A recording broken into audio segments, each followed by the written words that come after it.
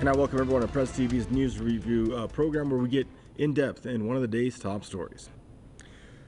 The British Prime Minister says that his government cannot provide enough financial support to ease the pain of the current cost of living in the country for months ahead. Because I accept that those contributions from the taxpayer, because that's what it is, taxpayers' money, isn't going to be enough immediately to help cover everybody's costs. Of course, that isn't going to work in so you enough acknowledge in the short you're term. not doing everything you can. There is more that we can do. Yes. But the crucial thing is to make sure we deal with the prices over the medium and long term. Although you're quite right to point out that there is an inflationary risk and it's very severe, it could get worse. And that knocks onto interest rates, and that knocks onto the cost of borrowing for everybody. And I'm sorry to say this, but we have to be prudent in our approach. We're not saying that we're doing this in order to drive some... Johnson rejected the prospect of raising welfare benefits in line with inflation. He argued that such a measure can easily drive inflation even higher. The Prime Minister also rebuffed the idea of windfall tax on oil and gas giants, saying move will discourage energy companies from making investments. Now, Britain is grappling with soaring inflation, which hit a 30-year high of 7.5% this March. That, coupled with the war in Ukraine, is taking a toll on the British economy. Surging prices are contributing to the biggest squeeze on household incomes since at least the 1950s. Retail sales and consumer confidence have fallen significantly in recent months.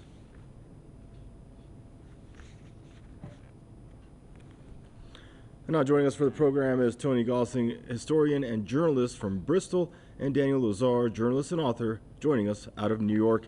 Gentlemen, I'd like to welcome you both to the program. I guess we'll start with you, Tony, out there in Bristol. Hope you're safe and doing well. Always a pleasure to check in with you, Tony. So, Tony, the situation we're seeing in the UK, it's not basically exclusive to the UK. You very well know it's kind of a worldwide issue. But when it comes to the UK, do you think it goes back to it might be a mixture of them, or a combination, I should say. But do you think what is it pertaining more to the COVID pandemic and the supply chain issues that it basically elicited, possibly the Ukraine conflict and the energy costs from that? Or is it Brexit? Or is it Johnson's administration and their handling of, the nation's economics? Well, look, we've got is a disaster in the economy here, really, where a lot of people have been forced onto state benefit handouts, and Johnson is now saying that they are not going to rise alongside inflation, which is a total disaster because these benefits are designed to be a bare minimum subsistence level amount of money for people. So what he's effectively saying is we are going to be driving you below the poverty line so far that you will not be able to do the basic things like feed your children, for example, to be able to turn the tap on and get water out of it. All that sort of thing is not going to be possible because the benefit levels are at subsistence level, and he's saying that they won't rise in line with inflation. This is a total disaster for the quarter or so of the population who are dependent on these benefits. And the reason they're dependent, to answer your first question, you have to go back a lot further to find why. Because it was really back in the 1970s and the 80s, in the Thatcher era, where Britain basically ceded its industrial policy to Brussels, and we basically started shutting down all of our industries around the country because we thought, oh, this is great, because we can get the stuff cheaper from abroad. Well, of course, the fact is that you're not making sure that you've got a good manufacturing base, a good job base that your people can rely on for an income. So that's been the big disaster here, is that there's been a structural problem over many years. So we're in a situation now, just let me tell you, that, for example, in our city in Bristol, there are no public toilets. Very, very few, maybe one or two privately run for-profit toilets. And so you end up with basically human excrement being found on the street every morning around our city. This is, I'm afraid, where we're at now, because there's been a complete lack of public investment and a mismanagement of the economy ever since the David Cameron government came in 2010, all these things started to go because central government stopped funding local government. But look, at the same time, what we've got is these obscene amounts of money being spent on other things, such as British Petroleum, BP, it's a firm which Iran is very well versed with, because it had a history with Iran. Their profits, just the first quarter now, $6.2 billion in profits. And that is around about $25 billion annual profit margin. So what's happening is really these massive multinationals are dictating policy. They're now more powerful than our governments, and the governments are, I'm afraid, selling the people out as a result. Another thing, just today, across the Atlantic, a similar problem over there, but Biden has just announced $33 billion to help the Ukrainian army hire mercenaries, hire private military companies, buy weapons to fight Russia for them. And so the money is going in all the wrong places, and the people are basically being sold out and forgotten by our governments. It's not surprising, is it, that the people like Boris Johnson have such a low, and Biden, by the way, low approval rating. And in Britain, you'd expect the opposition Labour Party to be doing really well out of this. But unfortunately, they have been supporting most of these policies by Boris Johnson, his COVID policies. Also, I've been saying he should have gone much further to destroy the economy. And also with Ukraine, that he should be sending more money to Ukraine. So we don't have an effective opposition either. So I think really what we're looking at is, a kind of disastrous. It's a fascistic system we've got now, where these big corporations have got far more clout than any of the ordinary people. Thank you, Tony. And Daniel Lazar, I'd like to welcome you to the program.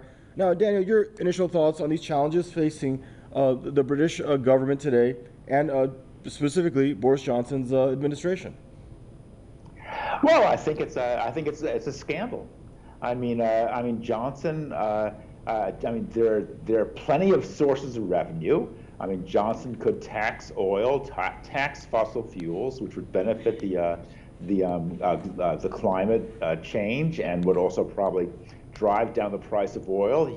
He could eliminate tax cheating. After all, his own finance minister, Rishi Sunak, Sunak's wife was found to be dodging something like 30 million pounds in annual taxes by hiding her income, essentially claiming an offshore domicile. So it's there are plenty of sources of income, but Johnson chooses to save money by cutting it out of welfare for the poor, and it's a scandal. It shows that where his sympathies lie, which are with the upper classes, and it shows how the working class and the poor are being neglected, are getting the shaft, and are essentially, being cheated out of their benefits. All right, if you guys are just hold on for a second, let's check in some social media reactions on the story.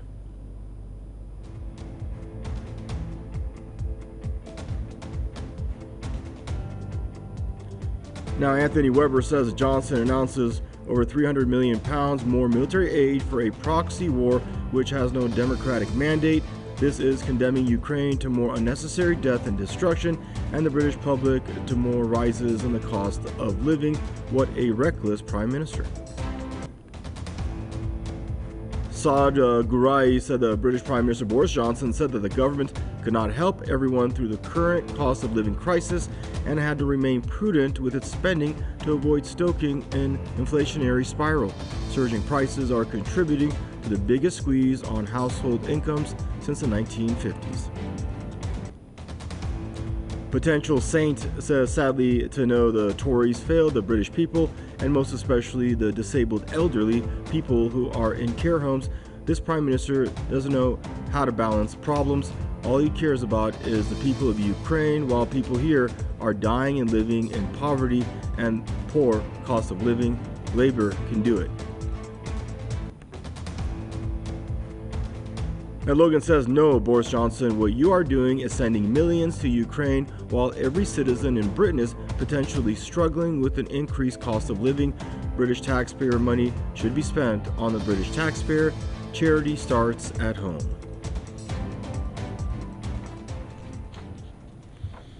All right, Tony, is it fair to blame, to put the British policy with respect to what's taking place in Ukraine, to blame that as part of the problem that the money could be better spent at home? Well, I think, we're quite used, aren't we, to being told you can't have enough money to keep open the public toilets. And yet, they're going to spend another 100, 200, whatever it is, £1 million of our money on backing, effectively, in fact, many of the people fighting in Ukraine are Nazis. I'm not talking about neo-Nazis. I'm talking about actual Nazi battalions, like the Azov battalion that have been fighting there. We want to send the money that way. Well, I don't think the British people want to do that. The real problem is that the reason that people don't have enough disposable income anymore is because of the fuel price rises recently, and also, of course, rent rises. People often forget this, that rents in Britain are astronomically high, so that before you've even managed to go and win a sue, make a tiny few pennies, you've still got the, whatever it is, £800 a month rent to pay on a building which, say, if you owned it yourself, or if you built it yourself, and then you paid it back over 50 years, would be a fraction of that amount. So there's a rentier economy with people with money investing it in property, going off and playing golf, while the rest of the population struggle to desperately pay that rent. So it's in a complete mess, the British economy, because what they've done is they've invested everything in these basic things like landlordry and rent, rather than actually making anything. Very important also to remind people that we have a lot of working poor, something like 5 or 6 million of the working poor in Britain, which is, what's that? Something like nearly 10% of the population, who are working but reliant on food banks. So they have to go and beg food every week because they can't afford to buy food. And I mean, this is the one thing the churches have done a fantastic job around Britain, and other related groups, in making sure that food is there for people, but they cannot afford to buy it, many of them. And this is people on the gig economy and what we call the working poor. So basically having a job is no longer possible to actually get you enough income to live. That's the crazy situation. In fact, it's the disastrous situation that we've come to. Also, another thing I'd just like to share with you is this whole idea of the Great Reset. I've been looking very closely at this. Klaus Schwab, Prince Charles, singing and shouting this from the rooftops. But it looks to me like a kind of suicide pact. The idea really is that people's disposable incomes are going to go down to zero and below that, and yet somehow they're still going to be happy. It almost looks as if the lords of chaos have taken over the West.